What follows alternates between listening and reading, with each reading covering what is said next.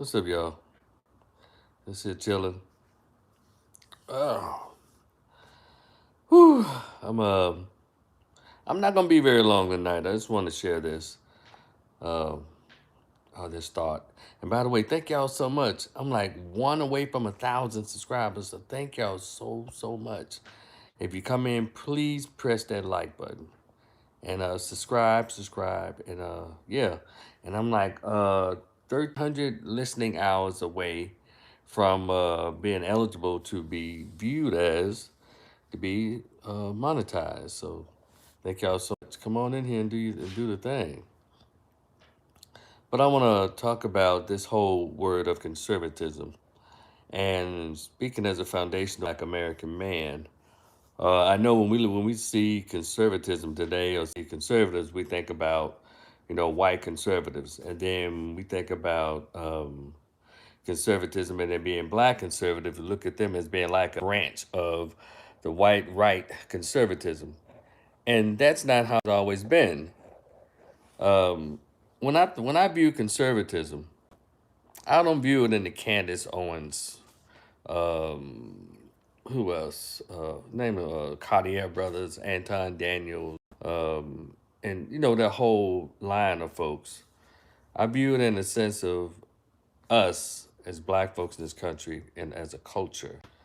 And when I look at the history of foundational black Americans in this country and how we made it over, it's a song that says, "How I Got Over." How I got over. It's a song that has that line in it, "How I Got Over." And oftentimes I see how we're behaving today as a community in this country. I think about the books and the lectures of Dr. Claude Anderson, and one of his major videos on YouTube is called "Inappropriate Behavior." And unfortunately, a lot of us in the black foundational black American community, we're behaving inappropriately under what we believe to be racism, white supremacy. And I've always said, if we truly believe that racism is real and white supremacy is real, why don't we act like it? And I have a friend back in Memphis I've been knowing over 20 some odd years. What's up, Pearl? Used to say, Rico, back when we were colored. And she meant that to say when we, I guess, didn't have the rights or we were legally segregated against. First, in slavery with the Jim Crow, the slave codes. And then as we were trying to get through slavery, we had the slave patrols and the paddy wagons and all that kind of stuff. Slave patrols and paddy rollers was the first bounty hunters and the first police department called paddy rollers. And so, but when we were supposedly set free, or when we escaped from this American slavery system physically, um, there was a conservatism that caused us to be able to move forward as a group, as a community. You look at statistics of what's going on with Black Americans today, and you look at it back then. You compare the two. Right now, you see out of birth rates over 70% Black kids not born in two-parent households, as opposed to in the 1920s and 30s, over 80% of Black kids was born to Black parents. And we were really together under that. Now, it's not none of this nonsense that Byron Donald's little weird ass. Now, that's another asshole conservative running in Florida, but he doesn't count. We were just trying to connect with black people. He's so out of touch. He wanted to bring that up. But I'm here to tell y'all that when we were segregated against legally and socially, we had a choice but to do it ourselves. And that's when you had stuff like Rosewood and Black Wall Streets and all that. It came from our brains to our hands. We built everything by hand. And we were like that, and we had our own entertainment districts. We had everything. We really truly practiced what was created in the 1960s. This Kwanzaa principle. One of them is referred to as Kujiga Gulia, meaning cooperative economics, and we truly practiced Kujigagulia as a community in this country. And we had everything we needed. And it's interesting to hear about how all the stuff we talk about we need in the inner city, or places where we live, or where we're heavily concentrated as a group, all the stuff we say we needed, but we had it. We had everything we needed. We had our own grocery stores because they didn't want us there. We had our own restaurants. They didn't want us there. We had our own schools. We educated our own children. We married each other at almost 90% rate. We reproduced with each other. We had everything. And what guided us in this, not only that strength as a group, but also this concept of conservatism. See, conservatism without the politics, that goes by behavior. And we understood appropriate behavior under racism, white supremacy. We understood that we had to get it ourselves and create it ourselves and manufacture it ourselves and distribute it ourselves. We had our own baseball league, we had our own basketball league, we had everything. Football, in the colleges was us.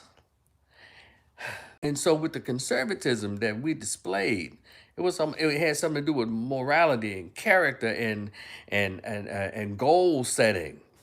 And that's what we did. We had it. Even under the terror and the trauma of people coming just messing with us, we still made it through. We still forged ahead with all that stuff against us. We still forged ahead and was able to have something for ourselves. Even if we were poor and we were hungry or whatever, we practiced the whole group thing. We took care of each other. Even today, in these times when we're so multicultural and diversity and inclusion and intersectionality to death and all of this stuff, what I call all this heavy cream in the black coffee, all that kind of mess, and intersectionality, multiculturalism, inclusion, that's the stuff that really ruined the black community. And so with our conservatism, we understood our politics. We understood everything. We understood that we had to have politics that worked for us. But now we do politics that work for everybody else. And somehow we've fallen behind at the bottom, as you call the racial group here, of racial groups. We've fallen on the bottom because we were led into this whole integration, assimilation nonsense. And no other groups have had to do that. Asians, they still practice their culture and they're thriving under capitalism. Hispanics, they still practice their culture within. Indians, they still come over. All these folks are volunteers now. We're the ones that brought it without permission. And we still did really well. Even under tyranny. People talking about some damn fascism and a dictator. Black Americans lived under that. Brutal, right in your face. And then you got all these privileged, entitled bastards talking about here's the dictator, fascism. You're going to be next. No, we've already been done 400 years, so we're used to that.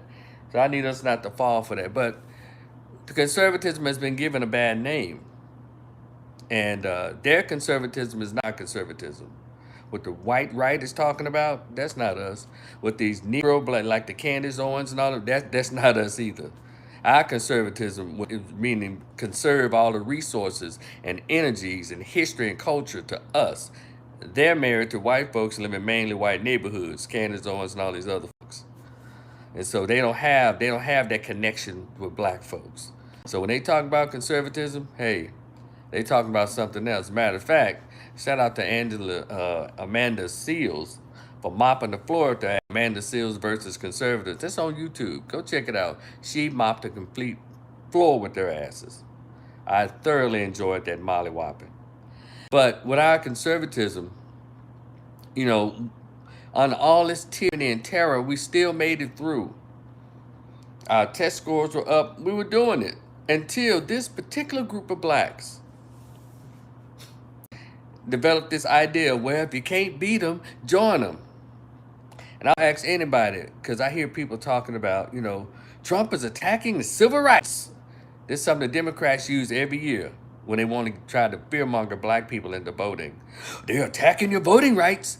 The Republicans try to take your rights. Everything's already been done and tried on black folks, and we're still here.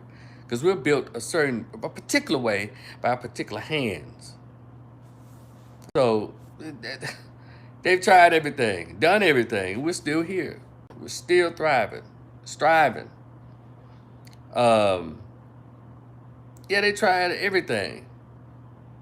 And so, this particular group with the civil rights movement, there's some pluses and minuses to the civil rights movement. The civil rights movement, it destroyed black conservatism in its truest and purest form.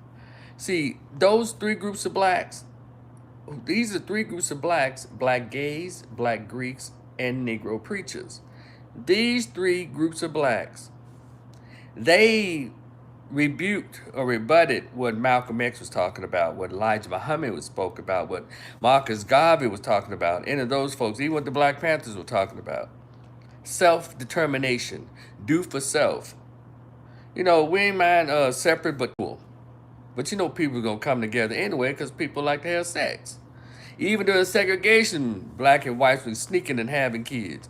Even during slavery, by force, the white plantation owners going through black bodies.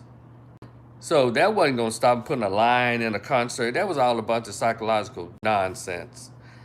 But these three groups of bougie blacks, bourgeois blacks, let me take this with you. When you talk about the civil rights movement and they just celebrating this and everything, you haven't noticed all the leaders of the civil rights movement back then, they're all 80 years old, got to live to be 80 and 85, and while the real freedom fighters either died early, they were assassinated. Y'all know what I'm talking about. The ones who really fought and wanted us to actually have human freedom, well, they were taken out. And also, when they were taken out, well, those three groups of blacks helped to take these so-called militant and revolutionaries out. They're called black Greeks, black gays, and black Negro or Negro preachers. They're still doing the same thing today. Today they refer to as members of the Democratic Party leadership. White liberals and the white Jews, the same ones that gave them the money to fund the civil rights movement and to fund and create the NAACP, well, those the same white Jews, liberals now who are funding these Jasmine Crockett's types and all those and Roland Martins and Jackie, what's the name? Jackie, what's that? Reed, Joy Reeds, and Tiffany Cross, and Angela Rise, and Bakari says, and Van Jones. These same Negroes. What they never talked about black independence and black economic sufficiency, black self-determination, like every group in this country has. So I'm not hating on it because Dr. Claude Anderson told us, he gave us the definition of what racism is. What it is. Racism is actually what it is. It's a race for resources, a race for groups. That's what he talked about. That's what racism is. People think, well, because someone doesn't like you or has an attitude, they think that's what racism is. Nah. White supremacy is the belief that you're better because of, I guess, your skin color and all of that. But it's also systematic. But in other terms, as relates to race, it is a race for resources. Even people who volunteer to come to this country, they understood when they come over here, they come here to get economics and land. Black people, we still worrying about if white folks like us or not. It's the weirdest thing. So when these three groups of blacks decided that they don't want independence, they want integration, assimilation. They want what white people had when we clearly had built our own. And if we continue to do that, we could have continued to have our own. But these three groups of blacks said, no, we'd rather assimilate it to y'all's and leave our stuff behind. We'd rather integrate the lunch counters. And then when I hear the story, find out about the story about the Montgomery boycott, let you know these three groups, how they destroyed the fight and the fire, the original fight and fire in black folks. They destroyed black conservatism and in the sense of wanting to be self-defining. You know, they during the Montgomery bus boycott, there was some voices that said, hey, we got our own buses. Why don't we just tell black folks to stop riding the white ones and start riding our own buses? Because did y'all know there was black-owned bus companies in Montgomery during the bus strike? And the leaders in the civil rights movement, those Greek affiliated, fraternity and sorority affiliated, and those gay and those Negro preachers, they already told the people no, no, we're not gonna push the black bus company. They did. It's all coming out. And so so wow, that makes sense. Then also the three groups, they're colorists. It was a black woman. She just passed away. Claudette Colvin, rest in peace. She was a dark skinned female. I think she's like 15 years old. I think she was pregnant. And she had already refused to give up her seat. She sat down like, no. But see, in their mind, they didn't say, well, we got to find somebody else because no one be sympathetic towards a dark skinned, actual black looking young lady, teenager. They wouldn't be sympathetic towards her. So they went and got a member of Alpha Kappa Alpha Sorority Incorporated, what they call Rosa Parks. You know, plain looking, light skinned lady with the little wavy hair. They pushed her out front. The actual mother of the civil rights movement, her name is Claudette Colvin. But the civil rights leaders, they were colorists. They want to put the dark skin, the black young black female out as being the face of the civil rights movement. They didn't want to do that. So as they call fair skinned, easy on the eyes, plain Jane, librarian looking woman. And that's how Rosa Parks got a chance to be pushed up front because they pushed the dark skin, you know the whole thing, push the dark skinned woman to the back. And they say yellows remain mellow, white is right, brown stick around, but black get back. Well, that's what they did with Claudette Colvin. They pushed her to the back. She's the one that actually bucked the system. And so in their efforts to get integration and assimilation, what those three groups of blacks wanted, they wanted access to homosexual sex. They wanted jobs on the plantation. They wanted these little positions. They didn't want to fight for freedom. Now imagine how they used their powers to fight for human rights and blacks to have self-determination in this country. How tough we would be today. Right now, we're not even black coffee anymore. We're like a mocha chocolate full of cream and sugar. We they made sure that those three groups of blacks, they'll debate it and lie, but they won't debate if you think I'm lying. Because I already been written about it. I'm not making this up. They've written books upon books about who actually, uh, how from the inside the black masses were sabotaged. Those three groups of Brother Steve Coakley, go look him up. He talked about it. The black gays, the Boule, the Greeks, and the Negro preachers, how they all conspired against Dr. King. When Dr. King started in 1967, 66 to 68, we started talking about economics.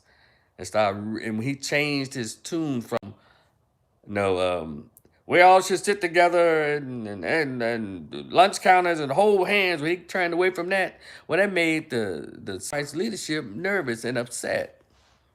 And so, in my opinion, according to what was reported, I think I heard they plotted against him. And that's why we don't have Dr. King and anybody else dare to look in the direction of black folks and speak on behalf of black people. That's how we got the way we are now. Now we're so twisted and out of shape now. We're out here fighting and comparing ourselves to illegal immigrants, people who broke the law. That's how messed up we are. Because they pushed us over into the liberal side of politics. And Malcolm X taught us about the white liberal, about the liberal politics, about the moderate. But we're always trained. Look out for that old mean Republican, that old racist Republican. And that's all we do. That's all we've ever done is look directly at a Republican, while the fox, while the liberal fox, while the Democratic fox, while the moderate fox was just walk right on into the hen house and ate as many chickens as he wanted. That's what's happening. Malcolm X talked about how the wolf, he comes in with his teeth showing, and everybody like, hey, hey, get your guns out. The fox comes in, ooh, I don't even eat meat. I'm a vegetarian. So I can help y'all guard that chicken house if y'all need some more help. Oh yeah, come on in, Fox. Yeah, you the guy we looking for. Yeah, you help us. Yeah, y'all go on ahead. I watch them. Y'all just go and do what y'all gonna do. Y'all let the fox in the hen house. Next thing you know, about 30 minutes later, he comes out. Ooh, feathers going everywhere. I just remember I had stuff to do. I had an appointment to go to, but they all right in there. They in their sleep. I left them in their sleep. I'm gonna talk to y'all later. Like, all right, thank you for watching the Hen House Fox. We appreciate it. And next thing you know, y'all go in there, chicken guts, chicken feathers, every goddamn way. He done ate through all of them. And that's the Democratic Party of the black people. And it's been so long and so bad that we can't even shake it. And even the word conservatism has become a cuss word. When conservatism was defined by our grandparents and great-grandparents, meaning in a sense that I agree with, as it relates to proper behavior of men and the proper behavior of women in our community. That's how it was. He said, Jackson, he said, fun story time, love the truth. Yeah, I mean, I'm just telling you, that's how we got here. What's up, Sabrine Wallace? Jamal was good.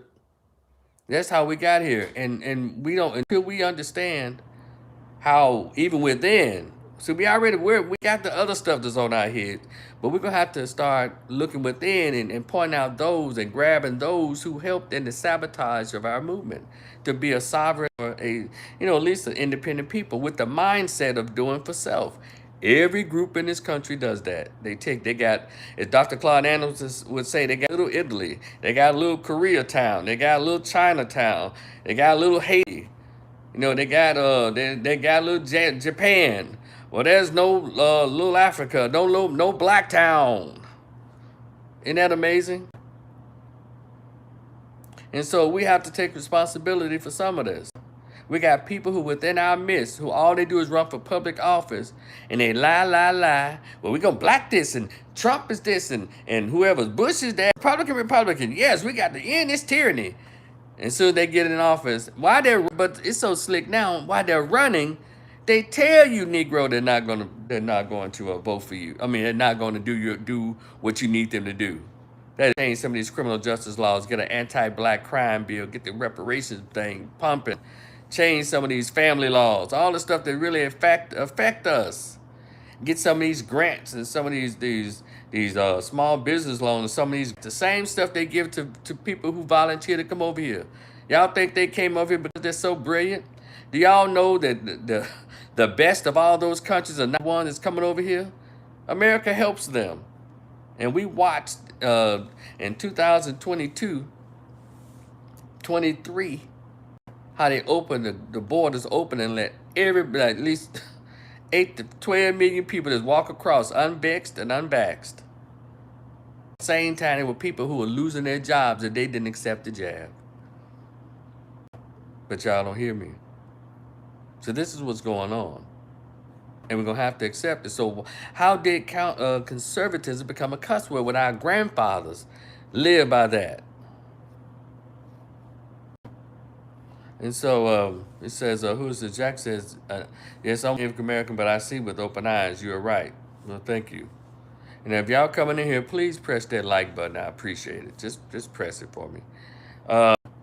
And so that's all I'm here to do is just talk to foundational Black Americans, us, about how we can possibly change this thing around. But we're going to have to do some self-introspection. Because what we're letting everybody just lead us in all these weird-ass directions. And we're out here fighting about EI. And then they show you the numbers. Well, the only people who benefit from DEI were white women, gays, Asians, and black people on the bottom. And if there was some black people there was mainly maybe 5 black women and 2 black dudes. And I guarantee you those 5 or 6 blacks that were either gay, women, or member of a black fraternity or sorority.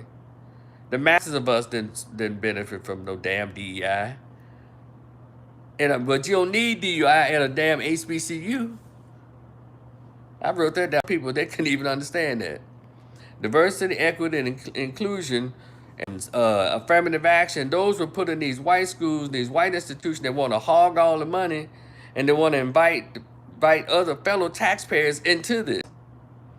And then I said, hey, they still crying about that, but HBCUs, you don't need affirmative action. Everybody's there. You look like you. And HBCUs don't turn anybody away. If people other than black folks are not, if they're not at HBCUs because they don't want to go to a black college. HBCUs don't turn their application down. Hell, these HBCUs today, they're considered a flex. They start blushing when they get an application from white students. They get to doing cartwheels. Ooh, white kids want to come to our school, our school. Like it gives them greater value because somebody white goes there. It's a mess. It's awful how we still behave in 2026 after being here at least 400 years.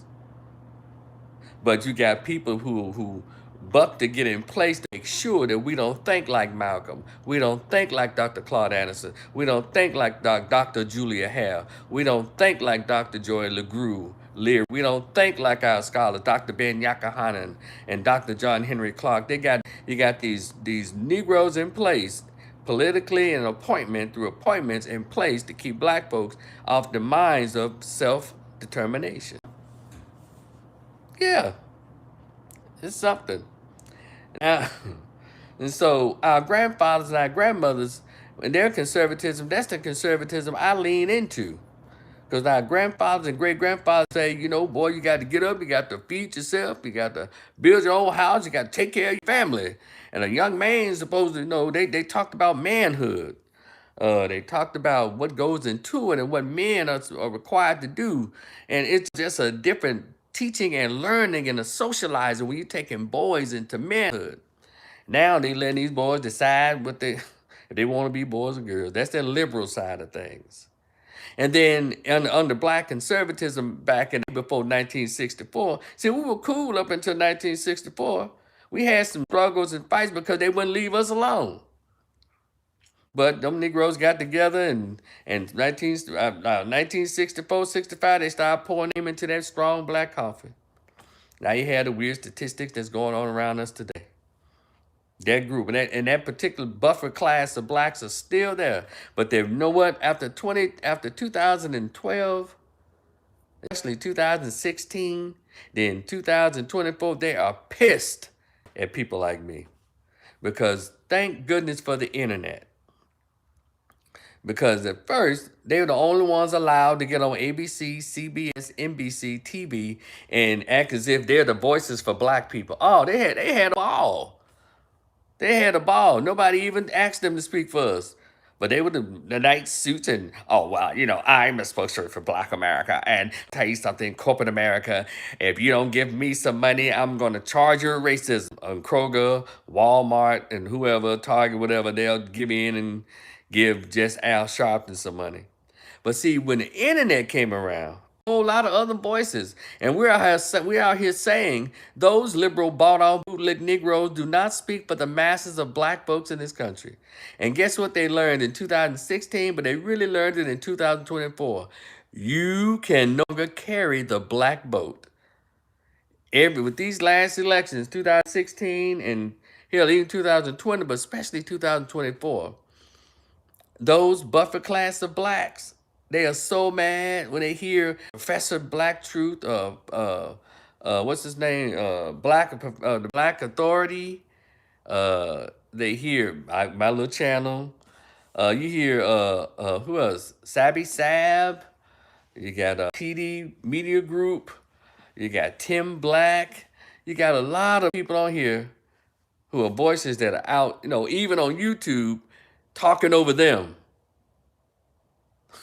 They hate it because we all have a voice. We all have an opportunity to have a voice until Tiffany Cross, no Angela Rice, no Joy Reid, no Bakari Sellers, no Van Jones, none of Al Sharpton. Y'all don't represent us. You only represent those few. Those people who got together to raise $5.5 million for Kamala Harris.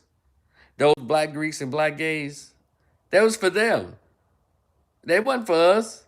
That's interesting. They always talking about racism. And especially they love to get on TV and talk about, in the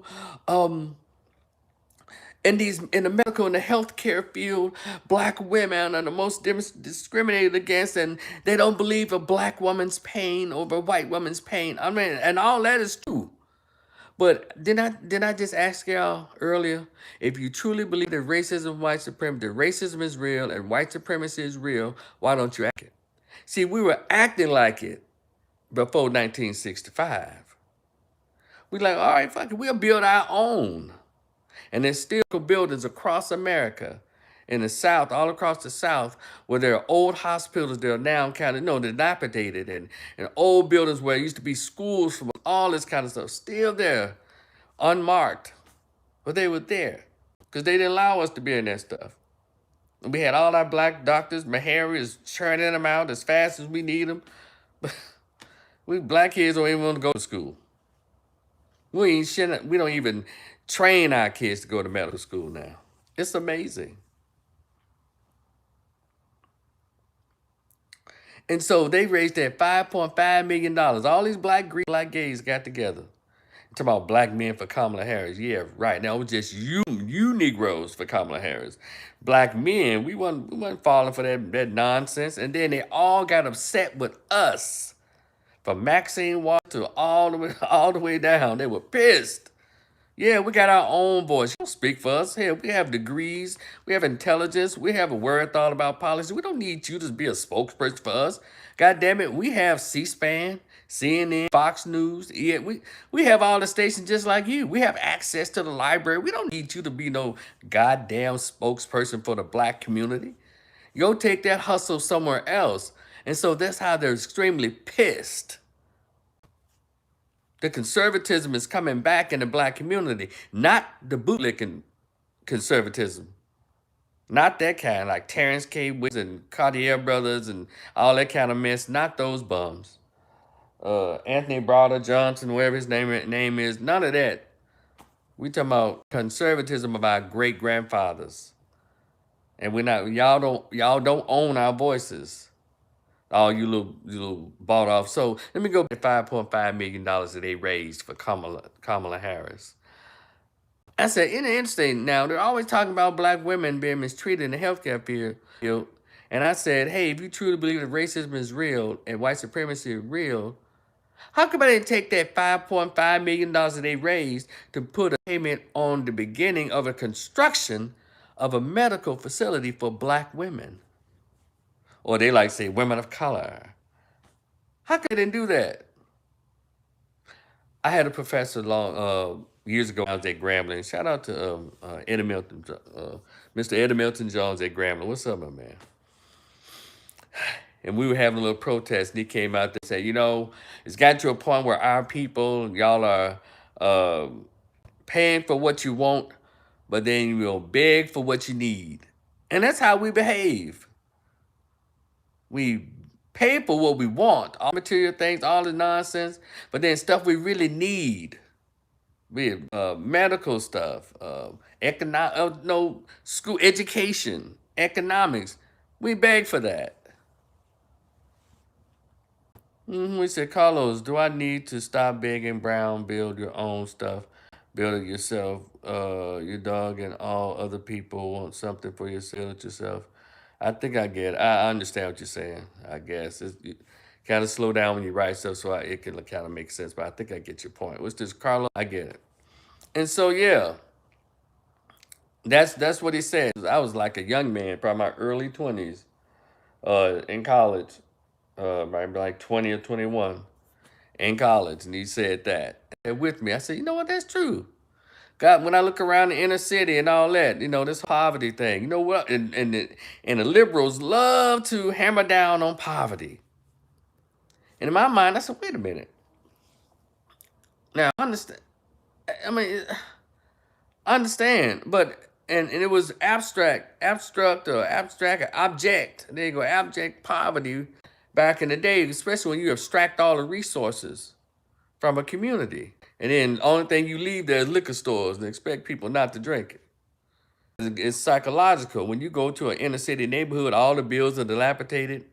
The shit is overgrown because the city purposely ignored. A lot of that is psychological. And the liberals sit around and allow psychological terror to happen to people who live in low-income neighborhoods. And it's interesting. Now, if they put new stuff in the neighborhood stuff, people's self-esteem and all the other stuff would rise with it. The sense of ownership would increase. And so you put all this pressure on people and expect to behave opposite of the terror that you put on them and the trauma. But Yeah, so they push that poverty thing and poverty thing. I said, wait a minute now. Y'all are the city councilmen. These black politicians, the Democrats, these black neighborhoods. Y'all are you're the mayor, you're the county commissioner, you're the every county mayor, you're the alderman, you're all these black folks. You have all these seats of representation and have access to multiple millions of dollars in the city budgets. And these neighborhoods still look like S-holes. But y'all go out and demand that these people vote for y'all all the time, and they get nothing in return, and they're still doing it because y'all tell them, watch out for them mean old Republicans. They're taking your rights. They're messing with the Voting Act. And talk about stuff that we didn't really benefit from. Hell, the Civil Rights Movement, just like culture, racist, right-wing Republican woman. And she told on ABC News, George Stephanopoulos. Go look up that interview. It's on YouTube. And culture, George Stephanopoulos, black people in reparations. She said the Civil Rights Movement was for black people, not immigrants. What did America ever do to them? Black people were kidnapped and brought over here. This is the white woman saying it. The civil rights are for blacks. That's what she said. And those white men, the Jewish white man sitting there, and the Greek man is sitting there, George Stephanopoulos. Well, wait a minute. Hold on a minute. She said, no. What did America do to them? It's black people that's been disenfranchised. It's black people that have been discriminated against. It's for blacks. But then we know what happened to the civil rights movement or civil rights. Immigrants of all kinds, gays, people in humpback whales, people in wheelchairs, everybody got in on the civil rights movement, which would put actual black people, to the back. Everybody benefited off the trauma and the terror that was thrust upon black people, foundational black Americans. Isn't that something? Came over here voluntarily, and this country hates blacks, foundational black Americans, so much that they'll fund other groups to be above us, to push them ahead of us.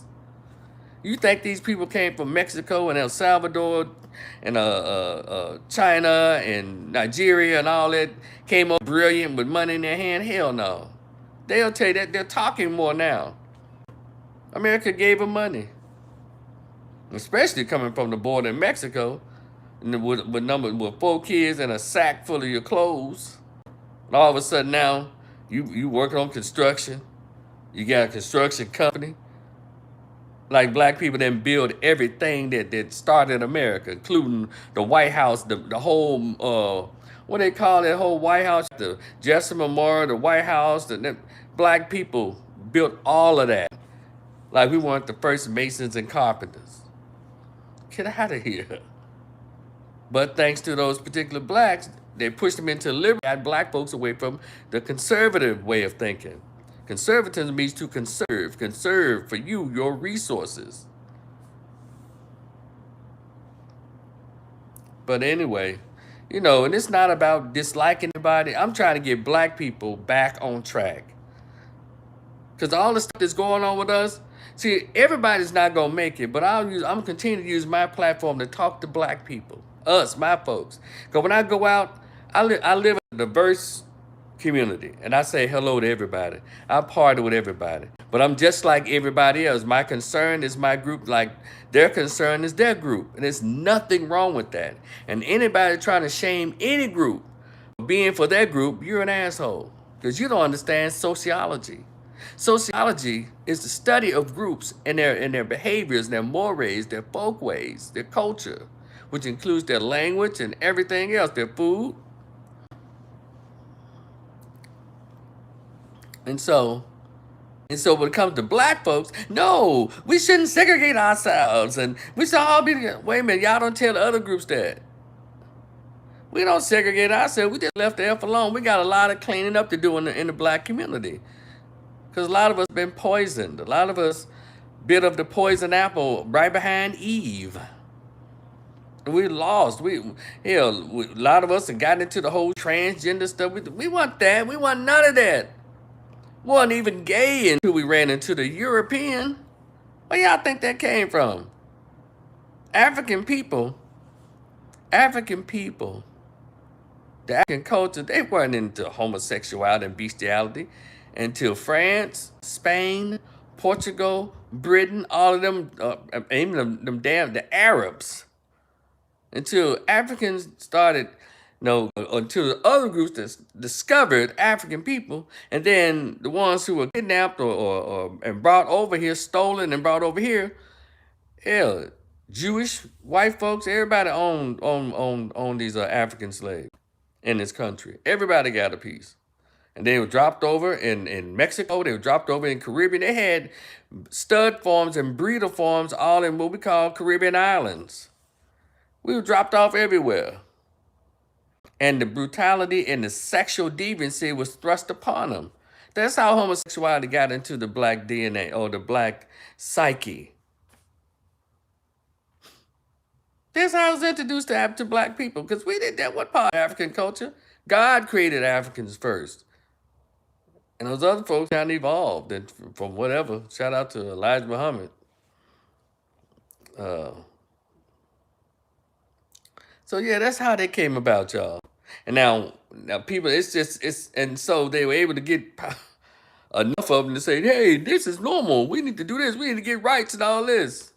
Smallest group. But they helped. So, but those of you coming in, I need y'all to press that like. I really appreciate it. And I hope you've taken advantage of the snow days that we've all had at the house. I hope you took full advantage of it and got some things done. I hope you reconnected with family, reconnected with friends. Because almost like, for me, it's like a mini COVID, but without the mass hysteria, because COVID had everybody tripping. But these few days that you were at home from work and all of that, I hope you reconnected. And I mean everybody, especially the black folks. I hope we reconnected. We just kind of reintroduce ourselves. I want 2026 to be the year that black people, that we reintroduce ourselves to each other. Because we're all on the podcast. Because, we all in this liberalism now. We are just, we all on podcasts, on YouTube, and on TikTok, having these weird ass relationship debates. And as an older brother, I just celebrated my birthday on yesterday. I turned 57. And it's like, and I don't think I have to say about that. It gets ratings, it gets a lot of people's ears and eyeballs, but it's tiresome. And people are being manipulated because they won't just go outside, come outside and say hello. It's a lot of work we have to do on both sides, the black men and women. Black women, y'all need to lose the attitude and lose a bunch of weight. And black men, get yourselves together. A lot of you are doing really well, but or how about the sweet women who are really nice, and feminine and cooperative and friendly? Why don't y'all come outside and meet the brothers, the 54% of brothers who are single and childless, and the 52% who live in the suburbs or higher economic bracket? Because we're still waddling around with the 20% of black dudes, and you're still wondering why you're having bad luck. So I think that sisters who are genuinely beautiful, like their natural hair, they don't have tattoos every damn well. Bad attitudes, or no, bad attitude meaning that feminist query nonsense. See, that's gonna keep you single too. Let me say, I agree. As a conservative men, men are good men and a good choice. Yeah, I'm an independent, but with a conservative twist. And that's for me. It's not that difficult, because when I go out, because for me, I'll say hi to anybody who says hello to me. But what I don't do is I don't respond to mean faces. How you in a party or a day party or a bar or a restaurant, it's sunny outside, music is, and you got a mug on your face. And a man gonna say, hey, how you doing? You're like, man. That's why dudes are walking past a lot of sisters. I'm just telling you, what you see on the internet, it does come out in real life, and guys are literally walking past women. I saw with some women were saying that they were caught in the snow, and like at least 2 or 3 guys walked right past them. Well, ladies, y'all did that. Y'all keep on up. They don't measure up to nothing, or they ain't this and that, and you too good for this. All right, and it hurts you. It's like a silent protest is going on, or a silent disappearance of guys who don't have to listen to that kind of nonsense. And it's the strangest thing. Even in nightclubs and events, we aren't dancing with each other. So one says, isn't Christianity a foundation of conservatism? Christianity was not a part of I guess the African choice. You mean this version that practicing right now?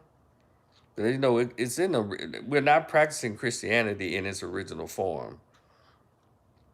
And so what they've taken conservatism, and I want to warn y'all against when they say I'm conservative and I'm Christian. That ain't nothing but some uppity, bigoted bullshit.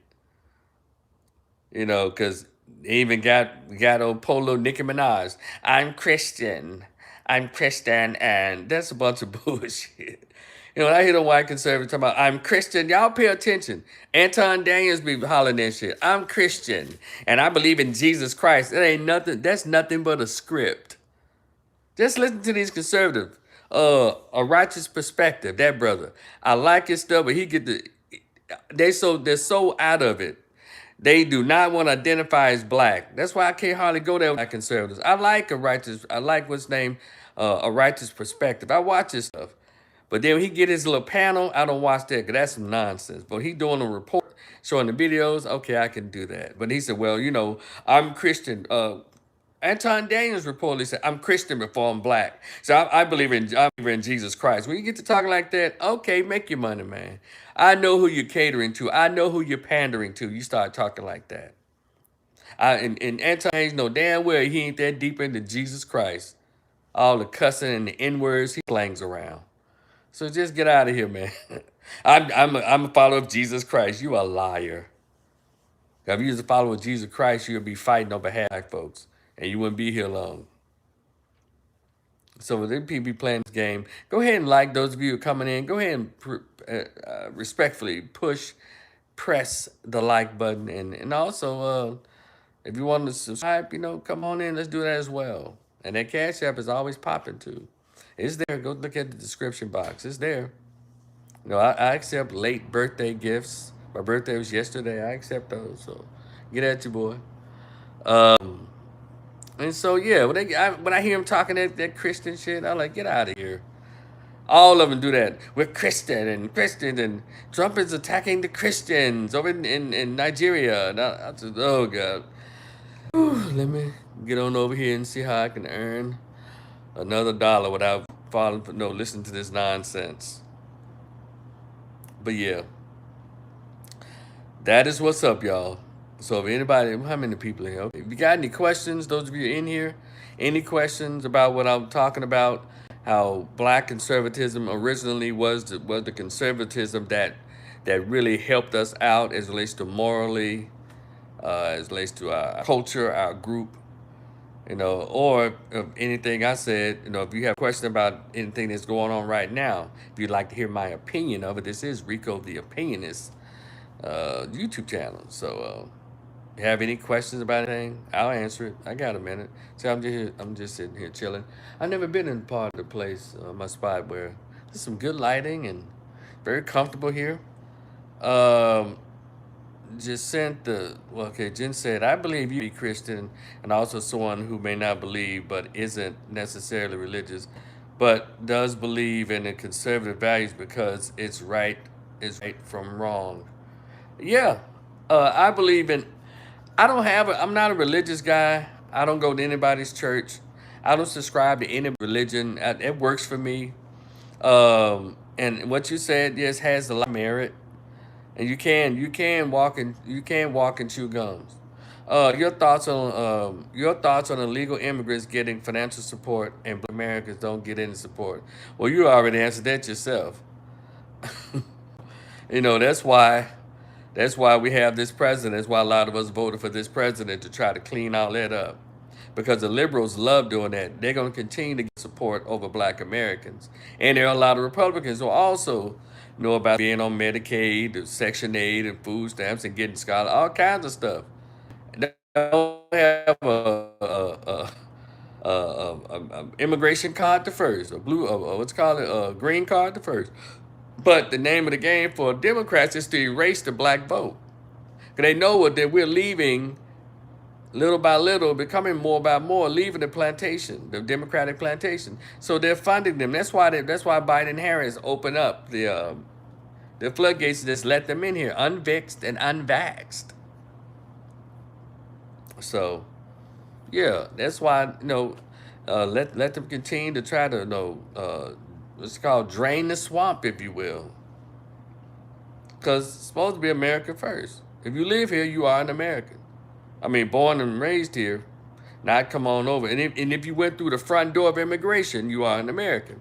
But if you didn't come through the front door, fill out the application, wait your turn and all that, you here illegally. Illegally. You broke the law. But I've heard Democrats, white and black, well, it's not a crime. But then someone points it out, yeah, immigration laws do have, it is a crime to break an end into a country. It's not a crime. Well, it's a misdemeanor. But in the misdemeanor crime, motherfucker, they try to talk to their voters, especially black voters, as if we're retarded. That's why I can't stand them. I can't stand a smug ass liberal politician. Smug, condescending. It makes you want to fight them because they read from the script. They memorize that liberal, that ignorant script, and try to lay it on you. Then when you rebuke it or reject it or rebut it, all of a sudden there's a problem. And don't forget W.B. Du Bois. You're right.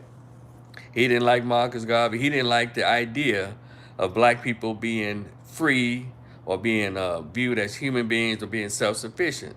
But then when he wrote an article in the Crisis magazine, the magazine of the NAACP back in the 1920s, early 1930s, criticized America's hypocrisy, well, they fired his ass from the Crisis magazine, and he got his ass in NAACP, and guess where he ended up moving to and dying after he helped to sabotage Marcus Garvey's Back to Africa movement. That son of a bitch took his body to Ghana, where he spent the rest of his years. Accra, Ghana. Isn't that something? You see, Mandy Sanders says, what a relief to find a mature black man to represent our party. There are too many ignorant little boys out there being silly, trying to get attention and saying nothing. What party? Uh, no, you're not referring to me, are you? What party are you talking about, Mandy Sanders? And is this coming towards me? Because I'm not a part of anybody's party. Well, independent party. Mandy? And by the way, those of you just coming in, please hit that like button. I'd really appreciate it. Yeah, hit that like button. Just on your way in and on your way out, hit that like button. And I don't mind your subscription as well if you like to get in on that. And go to my description box and hit that cash app, $ Rico Rivers MW. I'd really appreciate it. Venmo and PayPal, the same thing. So Mandy, who you talking to? Was that for me? So, but anyway, there any question of the any question anything that happened today? I saw Nicki Minaj. Nicki Minaj ain't studying y'all. Nicki Minaj got Trump's gold card today. Did y'all see that? And people been on her ass like, oh, she trying to get on his good. Say you are speaking like you have conservative values. Just saying, we do have conservative values. I just told you the whole history of it. Um, I do. I have the conservative values like anybody else. What's that? Just saying, yeah. I don't have Anthony Daniels' conservative view of conservatism. The Anthony Broder, whatever is the ABJ, those cats, Candace. I don't have those. I don't have right wing or MAGA conservative. Um, but but but yeah, I do. I do. I like when people behave, and there's an expectation of behavior of young men and of women and men. Yes, that's called conservative values. Our people were heavily conservative until 1964, when we were suckered into the Democratic Party and all their liberal nonsense. That's why you have all this trans and all this little boys, little girls, minors can allegedly go and try to get sex changes without their parents' permission, all that kind of stuff. Well, I'm not down with all that. In the church today, you have you have people with a first man. If it's a man, they got a first man. If it's a woman, she got a first lady. All that kind of nonsense. Are you saying the Democrats literally gave us civil rights? That was a bipartisan thing. I think they fought for that because it was an easier right than fighting for human rights. Like I was speaking earlier, those civil rights leaders fought against what Malcolm X was talking about, Elijah Muhammad, Marcus Garvey, those other folks. They were talking about self-determination. Civil rights never talk about ownership. It never talks about self-determination. Never. Never talking about us having any land, any resources. All they talked about is us getting along with white folks and being able to get in white people's schools and their businesses, to eat, to spend money and get into bed with white women and white men. And a lot of civil rights leaders were gay. They wanted access to homosexual sex. So and then civil rights. And it show you, it's been talked about forever how everybody else benefited from it, but not black folks. Every group benefited heavily from civil rights. That's how they're able to just gut it, because it was written down on toilet tissue paper. It was cemented in stone and cement. 23 wages of sin is death, but the gift, okay, that's a religious thing. And someone asked me what I think about opinion on socialism. I don't know. I remember hearing about that when I was in school, and then in college, and from me looking at it, from people talking about it, you want to say get everybody this. When a system is going, it tends to crash the system. It says that every country that's had socialism is kind of falling apart. My thing is, I want black folks to stop being an enemy of capitalism. Because we're going to continue to live here. Capitalism is where it's at. Get your business model, and you get out here and sell it. Learn the game. Yeah, you don't have to work a job no 30 years. Anything can be sold. That's why, that's why a lot of our young people are going towards the internet. Shit, they get on there and get monetized, and they're all on they're streaming live on the internet. They're all on TikTok. These people, our young people today, up to 30 years old, they're taking advantage of this capitalistic venture called the internet.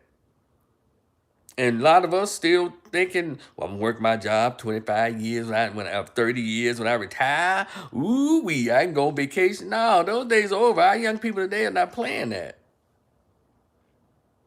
So that's why I question about this poverty thing. It's like if you're 18 to 40 years old with all this technology, you can talk to people looking at our wristwatch. We can talk to people on our wristwatch. We have personal handheld drones and we fly around in the sky. And how are people poor with all this technology going on? And all these libraries and all this chat GPT and XAI or AI. How are people poor? You can literally sell anything. COVID taught people. One thing about COVID, there was a lot of positives during COVID.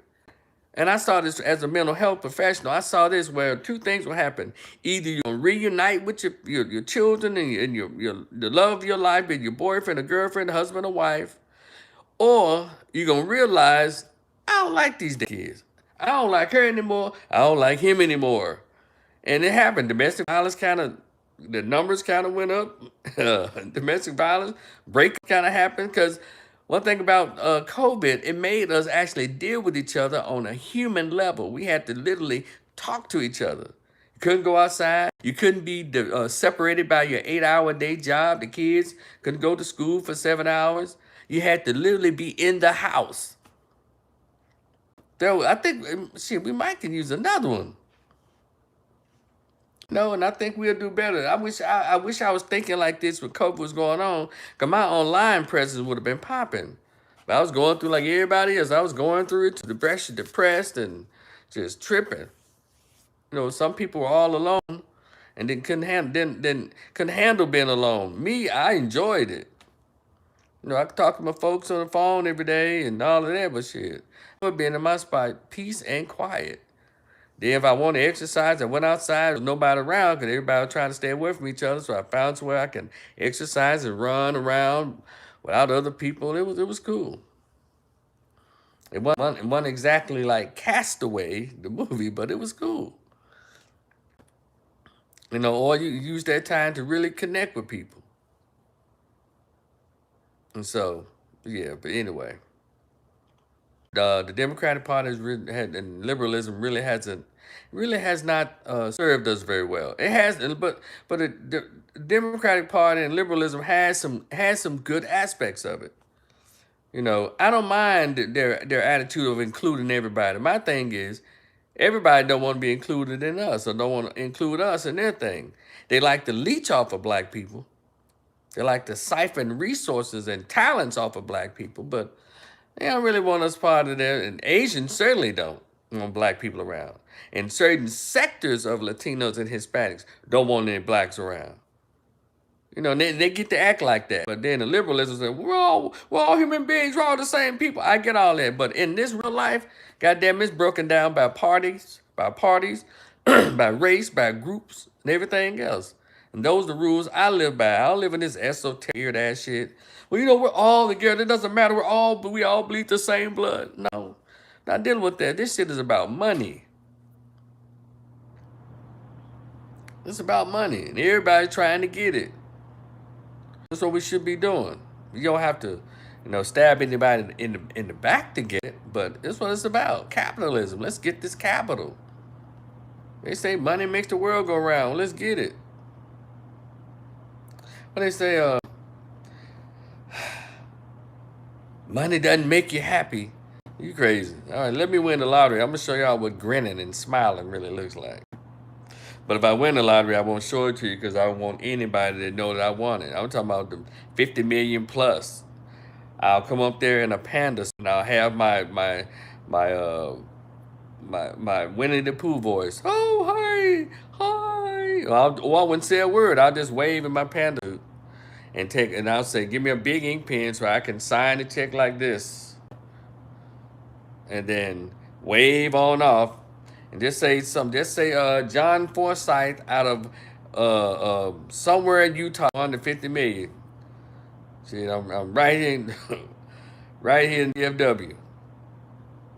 But hell, goddamn it, it's gonna be Utah on the news, and I just learned something about that. After 3 years, they feel they are obligated or legally they can divulge. That's weird. So they really want to see people's lives be threatened or their life be put in harm's way. Because if somebody find out that you're the 80 to 150 to the 1.2 billion dollar lottery winner, your life will never be the same if people know it's you. You're gonna be safe anywhere. You used to be able to go to the Walmart and just chill and get your stuff, or you could go to the bar. The women who came up to you, they came up to you because it was you. But they find out that you the billion dollar lottery winner, man. Your days of looking for love is over. You finna get a bunch of stuff for rent. And I'll say take advantage of it the first 3 months. You're about to find out you the $50 million winner for the lottery, and all of a sudden, hey, handsome. I mean, some of the top baddies. I'll say, hey, man, take advantage of it. Just wear a condom. That's what I'm saying. And go into all the strip clubs, get some of the bad ones in there, and go on through about 2 months, trick off about $25,000. That's it. Maybe I'm a cheapskate. If I had the 50 million, it would be no more than 25,000. I'm not giving these tramps all my money. But the idea of it, you know what I'm saying? Do that, then, go and disappear. If you can. So that's why I want the whole suit on, and I'll probably roller skate up in there so no one can see how I walk. Someone said, man, he walked like Rico. No. And if they said, well, tell the people, you want to tell anyone anything, I'll use a whole nother voice. It's probably a Daffy Duck voice. Thank you, everybody. Sound like the penguin from the first Batman movie. Thank you. I appreciate it. No, goddamn it. No. So all of a sudden they just find out we're in the 50 million. And all of a sudden now I look like Orange Chestnut to y'all. Oh, okay. Okay, well, okay. I'll accept it for these little first 2 months. I got a little money to trick off. But then I'm shit. What happened to Rico's YouTube channel? They must have he must have got shadow banned. YouTube must have took it. No, goddamn, I pulled the plug on it. I'm out. So, but anyway, I appreciate y'all, those of you who kicked it with me. I'm gonna do more of these here and there, story times, or just talking to y'all. I can talk about what's in the news, or I can just talk about what's on my mind. If you're here for it, I appreciate you. It's your man Rico, the Opinionist. Please continue to like, share, and subscribe. I appreciate those of you who subscribed already. Last time I checked, I'm at 999. I need, well, I guess 1,000 subscribers too, and I need about 1,300 more watch outs. So if y'all can share these lives, y'all can watch them all day. I need those watch outs, and I really appreciate it. Y'all be cool. We gotta go back to school tomorrow, but they starting it late because the ice melted and they're sending the kids back to school. And as a sub, I want to get in there and take care of my business. Y'all be cool. Y'all have a good evening. Like, share, subscribe. Peace.